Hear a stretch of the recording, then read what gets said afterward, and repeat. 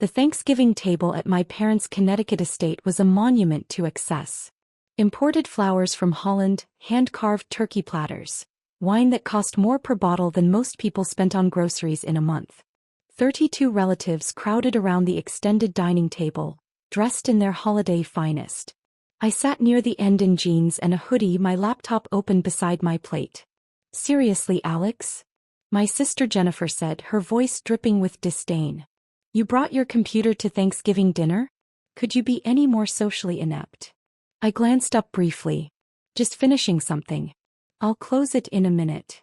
"You always say that," Jennifer continued, addressing the table like she was making a closing argument.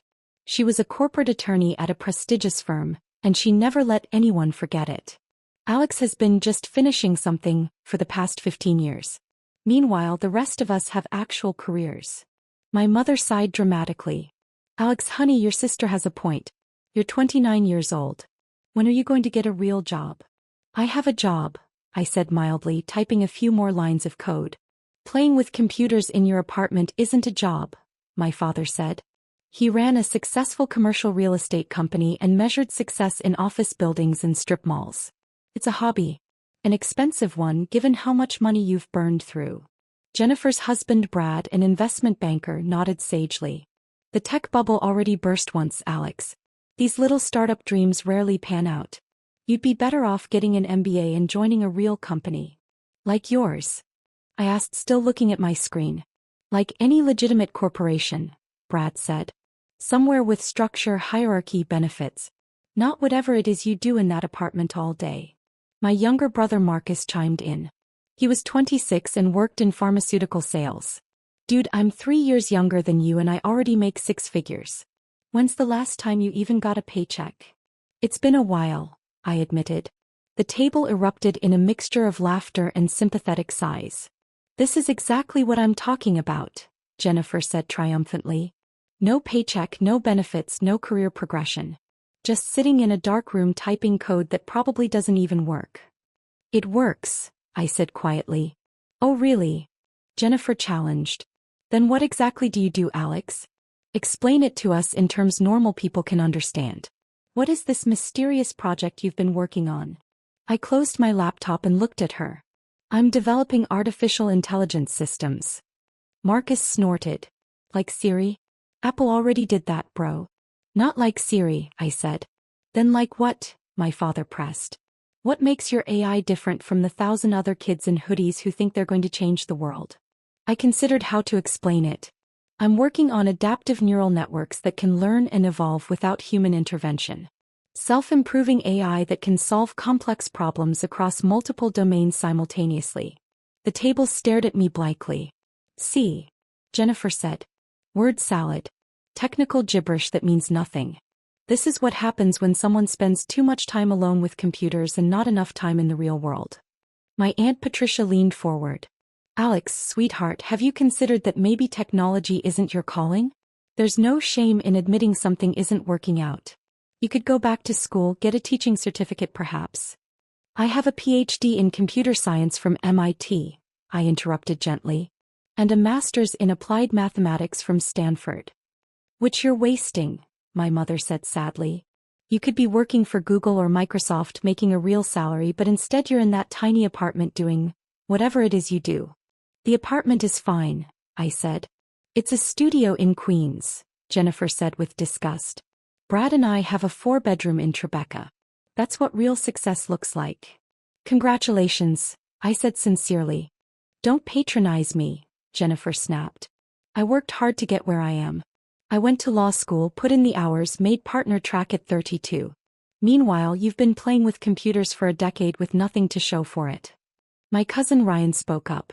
He was a financial analyst. "How are you even surviving, Alex? Rent, food, expenses. Where's the money coming from?" "I have some savings," I said.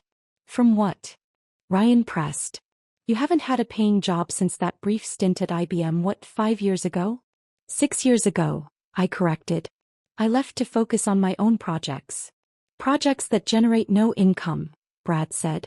"Alex, I'm going to be blunt because someone needs to give you a reality check. You're burning through whatever savings you have, probably living on credit cards, delusional about some big tech breakthrough that's never going to happen. Meanwhile, life is passing you by. I'm doing fine, I assured him. You're not doing fine, my father said firmly. You're isolated, broke, and wasting your potential. I've been patient, Alex. We all have. But this needs to end. After the holidays, I'm setting you up with interviews at some real companies. Tech companies, since that's what you insist on. But actual jobs with actual salaries. I appreciate the thought, but I'm not interested, I said. The table exploded. Not interested? My mother's voice went shrill. Alex, you don't have the luxury of not being interested. You're nearly 30 with no job, no prospects, no plan. I have a plan, I said calmly. Playing with computers is not a plan. Jennifer shouted. God, you're so frustrating. Do you know how embarrassing it is when my colleagues ask about my family and I have to explain that my brother is an unemployed tech hermit? You don't have to explain anything, I said. Yes, I do. Jennifer insisted. Because we're family and your failure reflects on all of us. Failure is subjective, I said. Brad laughed harshly. No, it's not. Failure is objective. No job equals failure. No income equals failure. Living in a studio apartment at 29 equals failure. These are facts, Alex, not opinions. My laptop chimed with a notification. I glanced at it and felt my pulse quicken. Oh my God, he's checking his computer again, Marcus said. Dude, we're having a serious conversation about your life. Can the computer wait? Just 1 second, I said, opening the notification. It was from my Chief Operating Officer, Diane Chin. Alex, Forbes embargo breaks in 10 minutes. PR team is standing by. Are you sure you don't want to give them a heads up about your family? I typed back. Let it break naturally. No warnings. Who are you texting? Jennifer demanded.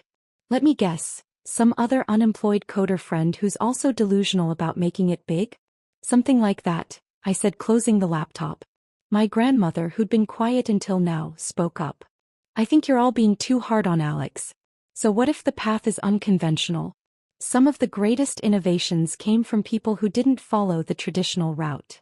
Thank you, Grandma, I said. That being said, she continued, Alex dear, you do need to think about your future. Marriage, children, stability. Those things require a steady income. I'll keep that in mind, I said. My father stood up to carve the turkey, still lecturing. When I was your age, I already owned 3 properties. I had a 5-year plan, a 10-year plan. I knew exactly where I was going and how to get there. You don't seem to have any plan at all. I have a plan, I repeated. Then share it with us, my mother pleaded. Help us understand what you're trying to accomplish. I considered my words carefully. I'm trying to build something that matters. Something that will change how people interact with technology. Something that will still be relevant 50 years from now. Jennifer rolled her eyes. More vague tech bro nonsense. Change the world, revolutionize everything, disrupt industries. I've heard it all before. You know who actually changes the world? People with real jobs who work within existing systems to make incremental improvements. Incremental improvements are valuable, I agreed. But not good enough for you? Jennifer challenged. You have to swing for the fences and strike out instead of just getting on base like the rest of us? I'm not striking out, I said quietly. Prove it, Brad said. Show us one tangible thing you've accomplished with all this time and money you've invested in your projects. One concrete achievement. Before I could respond, phones started buzzing around the table. Jennifer's phone lit up first, then Brad's, then Ryan's, then several others in rapid succession.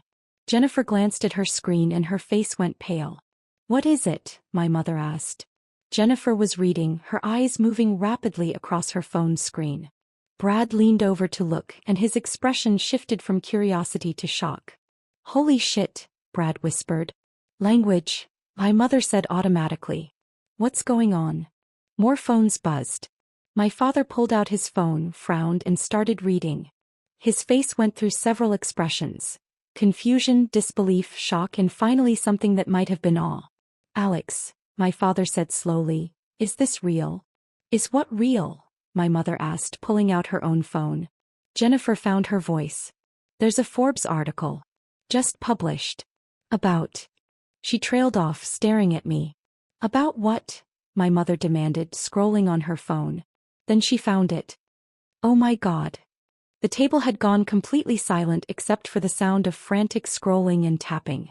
Marcus held up his phone showing the Forbes homepage. The headline dominated the screen. Tech's newest billionaire. The secret genius revolutionizing AI. Below it, a photo of me from a rare public appearance at an academic conference 2 years ago.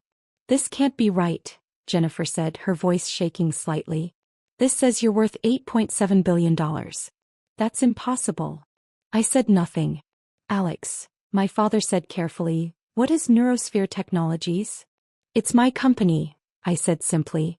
Your company, Brad repeated flatly. You own a company worth $8.7 billion? The valuation fluctuates, I said. It was $8.2 billion last week. The Henderson acquisition pushed it higher. The room was absolutely silent now. Ryan was reading from his phone. Neurosphere Technologies, founded 6 years ago by Dr. Alexander Chin, has revolutionized artificial intelligence through proprietary adaptive neural networks. The company's AI systems are currently used by 17 of the Fortune 100 companies, 3 major governments, and over 200 research institutions worldwide. 17 Fortune 100 companies? Brad's voice cracked. Which ones? I shrugged. Microsoft, Google, Amazon, Tesla, Johnson & Johnson, Pfizer, Bank of America, Goldman Sachs, ExxonMobil, Walmart, Apple. Should I continue? Jennifer was still reading, her hands trembling. This article says you have 847 employees across 12 countries. It says your AI system predicted the COVID-19 pandemic 3 months before it happened. It says the Pentagon uses your technology for threat assessment. The Pentagon contract is classified, I said. Forbes shouldn't have mentioned that. I'll need to talk to PR about it. My mother set down her phone, her face pale. You've been working on this for 6 years? In that apartment in Queens. I started in the apartment, I confirmed. We outgrew it about 4 years ago. Now we have offices in Manhattan, London, Singapore, and Tel Aviv. We're opening a new facility in Austin next quarter. Marcus was doing math on his phone. If the company is worth $8.7 billion and you own 73% according to this article, that means you personally are worth about $6.35 billion, I finished for him. Plus or minus depending on the day. The turkey sat forgotten, growing cold. I don't understand, my Aunt Patricia said weakly. When did this happen? How did we not know?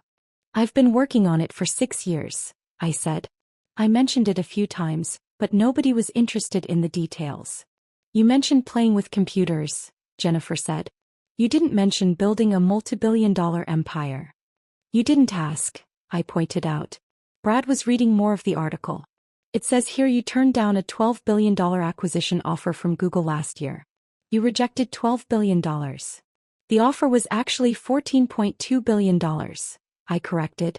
But yes, I turned it down. Neurosphere is worth more than that, and I'm not interested in selling. My father had found another article, this one from TechCrunch. It says you're considered the leading expert in adaptive AI systems. That you've published 47 peer-reviewed papers.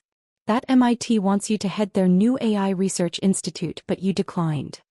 I declined because I'm busy running Neurosphere, I said. Though I do lecture there occasionally. Jennifer was scrolling frantically through multiple articles now. Bloomberg has a profile on you. The Wall Street Journal has an analysis of Neurosphere's impact on enterprise AI. Wired has a technical deep dive on your neural network architecture. She looked up at me, her expression completely transformed. Alex, you're famous. In the tech world, you're actually famous. I prefer to stay out of the spotlight, I said. Though apparently that's getting harder. Ryan had found my Wikipedia page. It says you gave $500 million to MIT for AI research last year. $500 million. It was actually $520 million, I said. But they rounded down for some reason. You donated $500 million and didn't tell anyone? My mother said faintly. It wasn't a secret, I said. MIT announced it. There was a whole ceremony. I invited you all, but nobody could make it. The table sat in stunned silence. Wait, Marcus said suddenly. That apartment in Queens. You said it's a studio. Why are you living in a studio if you're worth billions? I don't live there anymore, I said. I moved out 3 years ago. I kept the lease because I like having a quiet place to code sometimes. No interruptions. Where do you live now? My mother asked weakly. I have a place in Manhattan, I said. Near the office. Brad was searching property records on his phone. A place in Manhattan. Alex, do you own the penthouse at the Greenwich Lane? I own the building, I said. Well, Neurosphere owns it. Corporate headquarters are on floors 1 through 12. I live on the top floor. Jennifer's voice was barely a whisper. You own an entire building in the West Village? It made financial sense, I explained. We needed office space and buying was more cost-effective than leasing long-term. The penthouse is a perk, I suppose. My father had gone very quiet. He was reading article after article, his expression changing with each one. There's a profile here, he said slowly, from Harvard Business Review. They interviewed 50 tech CEOs about the most innovative minds in the industry. Your name came up more than anyone else's. More than Elon Musk. More than Sundar Pichai. More than any of them. That's flattering, I said. Flattering. Jennifer's voice cracked. Alex, you're apparently one of the most important people in technology and we had no idea. How did we not know this? You never asked what I was working on, I said simply. You just assumed it was nothing. The truth of that statement hung in the air. My grandmother spoke up, her voice quiet but clear. I asked Alex, do you remember?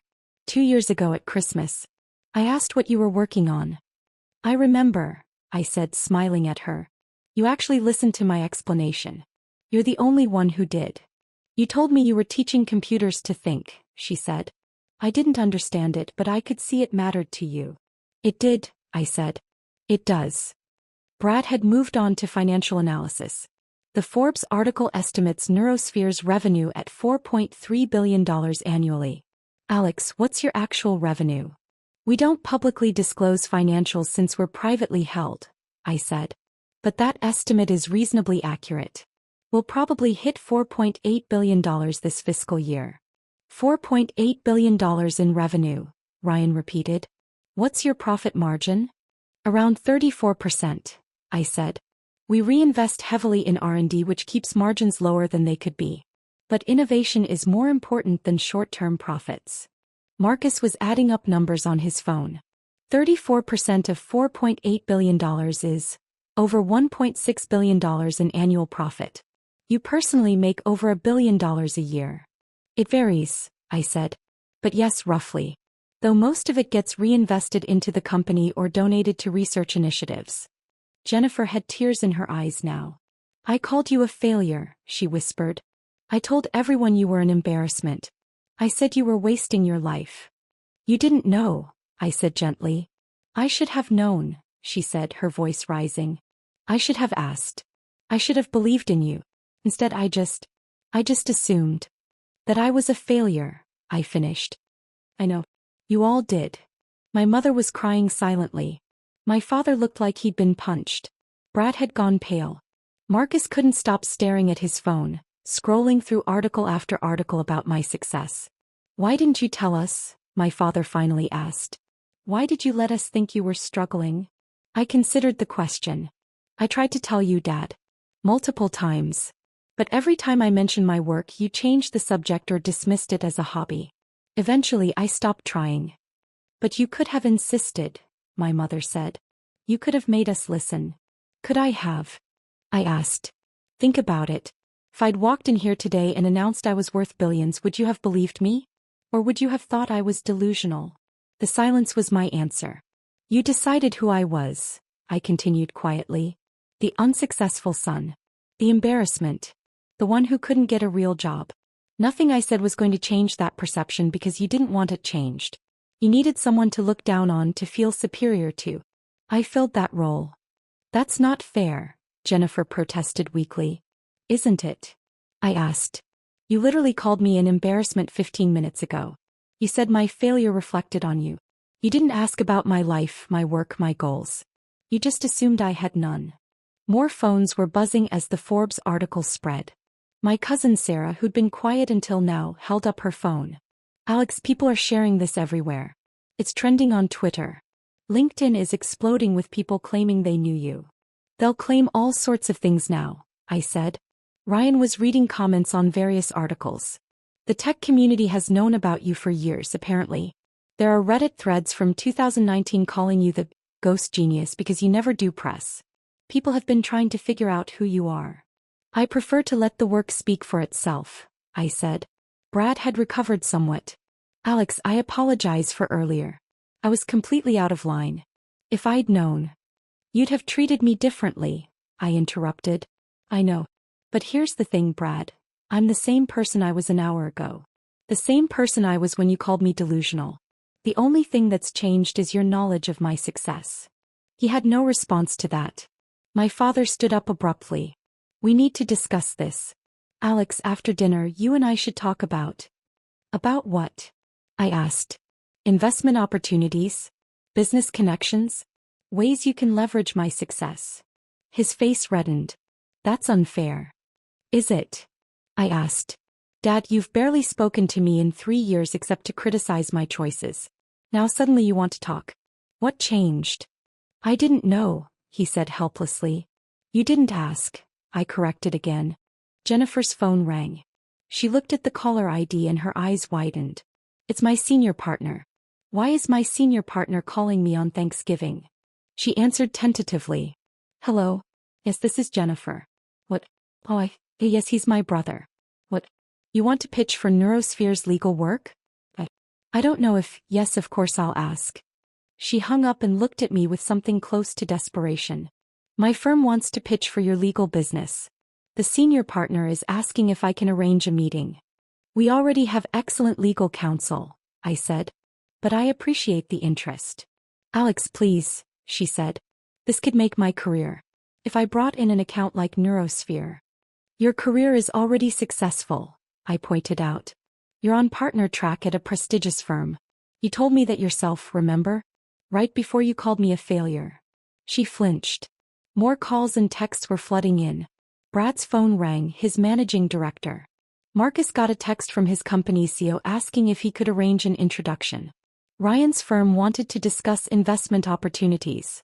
Suddenly everyone in my family was very interested in what I did. My Aunt Patricia recovered her composure first. Well, she said brightly, we always knew Alex was special. All that time spent studying, working, innovating. We're all so proud. Are you? I asked quietly. She faltered. Of course we are. Your family. Family that called me an embarrassment 10 minutes ago, I said. Family that suggested I get a teaching certificate because I obviously wasn't cut out for technology. Family that laughed when I said I was working on something important. The table was silent again. I think, I said, standing up and closing my laptop, that I'm going to leave. Thank you for dinner. Alex, wait, my mother said desperately. We're sorry. We're so sorry. Please don't go. Let's talk about this. What's there to talk about? I asked. You've made your opinion of me very clear over the years. The only thing that's changed is that now you know I'm wealthy. But I'm still the same person I was this morning, Mom. The same person you've been dismissing and criticizing for the past decade. We made mistakes, my father said. We misjudged you. But we're family, Alex. That has to count for something. It could have, I said. If you'd shown me basic respect when you thought I was struggling. If you'd asked about my work instead of mocking it. If you'd believed in me even a little bit. But you didn't. And now that I'm successful, suddenly I'm worth your time. I picked up my laptop bag. Where are you going? Marcus asked. Back to the city, I said. I have a board meeting tomorrow morning. One of our AI systems identified a potential breakthrough in cancer research and we need to coordinate with our partners at Johns Hopkins. On the day after Thanksgiving? Jennifer asked. Cancer doesn't take holidays, I said. Neither does innovation. My grandmother stood up and walked over to me. I'm proud of you, Alex. Not because you're wealthy but because you stayed true to yourself. You believed in your vision when nobody else did. I hugged her. Thank you, Grandma. That means a lot. Will we see you at Christmas? She asked. I looked around the table at the faces of my family. Some looked ashamed. Some looked desperate. Some looked calculating, already thinking about how to benefit from my success. I'll think about it, I said honestly. I walked out to my car. A Tesla Model S that Jennifer had mocked when I arrived. asking if I'd splurged on a rental to impress everyone. As I drove away, my phone rang. Diane Maisu. How'd it go? She asked. About as expected, I said. They found out via Forbes. The reaction was dramatic. Want me to add them to the no-contact list for PR purposes? Not yet, I said. Let's see how they handle this. People deserve a chance to surprise you. You're more generous than I'd be, Diane said. Any family that treats you like that doesn't deserve. They're still family, I interrupted. Complicated, flawed, but family. We'll see. Fair enough, she said. By the way, the Forbes piece is already at 3 million views. Twitter is calling you the real-life Tony Stark. And we've received 847 LinkedIn connection requests for you in the past hour. Ignore them all, I said. I didn't build Neurosphere for publicity. I know, Diane said warmly. That's why you're so good at it. Most tech founders are trying to be famous. You're trying to solve actual problems. Speaking of which, did the Johns Hopkins team confirm for tomorrow? They did. 9 a.m. at our Manhattan office. They're bringing their entire oncology research division. Perfect, I said. I'll review the AI's findings tonight and prepare a presentation. Alex, Diane said hesitantly, you know you could take a day off, right? You're a billionaire. You could retire tomorrow and live off your wealth forever. And do what? I asked. The work is the point, Diane. The money is just a byproduct. She laughed. That's why you're the boss. See you tomorrow. I hung up and drove back to Manhattan, leaving my family's estate behind. The Forbes article continued to spread. By the time I reached my building, it had been shared over 1 million times. My phone was flooded with interview requests, speaking invitations, and business proposals. I ignored them all. Instead, I went up to my penthouse, changed into comfortable clothes, and opened my laptop. The Johns Hopkins presentation wasn't going to write itself, and our AI had identified something potentially revolutionary in how cancer cells communicate. That was worth more than any amount of family validation. Around midnight, I got a text from my grandmother. They're all in shock. Your mother is crying. Your father looks 10 years older. Jennifer has locked herself in the bathroom. I think you did the right thing leaving when you did. Sometimes people need to sit with their mistakes. Love you, Grandma. I smiled and texted back. Love you too. Thanks for always believing in me. Grandma, I believed in your character, not your success. The success was inevitable for someone with your integrity and intelligence. See you at Christmas, I hope. Another text came in, this one from Jennifer. Alex, I'm so sorry. I know that doesn't mean anything right now.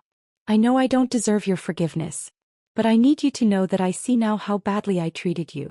How dismissive I was. How cruel. You deserved better. You deserved a sister who supported you.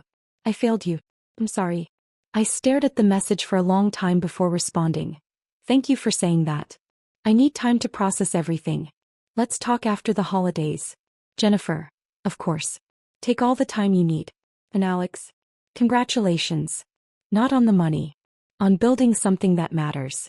On staying true to yourself. On being exactly who you wanted to be. I'm proud of you even though I have no right to be. That message made me tear up a little. My father texted next. Your mother and I would like to meet with you next week. Not about business. Just to talk. To understand. To apologize properly. Would you be willing? I thought about it. Maybe in January. I need some distance first. Dad, I understand. We'll wait as long as it takes. I'm proud of you, son. I should have said that years ago. Marcus sent a simple message. You're my hero, bro. I'm sorry I didn't see it sooner. Brad sent. I was completely out of line. You don't owe me anything, but if you're ever willing to grab coffee, I'd like to hear about your actual work. Not for business reasons. Just because I genuinely want to understand what you've built. The messages continued into the early morning hours. Extended family, old friends who'd seen the articles, former colleagues, even people I'd gone to high school with. But I set them all aside and focused on the work. Because at the end of the day, that's what mattered. Not the validation. Not the recognition. Not even the money. The work. The innovation. The potential to change lives through technology. That's what I'd been doing in that sad little apartment for 6 years while my family mocked me. And that's what I'd keep doing whether they understood it or not. By 3 a.m. I'd finished the Johns Hopkins presentation. The AI had identified a pattern in cellular communication that could revolutionize how we treat certain cancers. If we were right, we could save thousands of lives. That was worth more than 1 billion Forbes covers. I went to bed satisfied not because my family finally knew my worth, but because tomorrow I might help cure cancer. That was the real success. Everything else was just noise.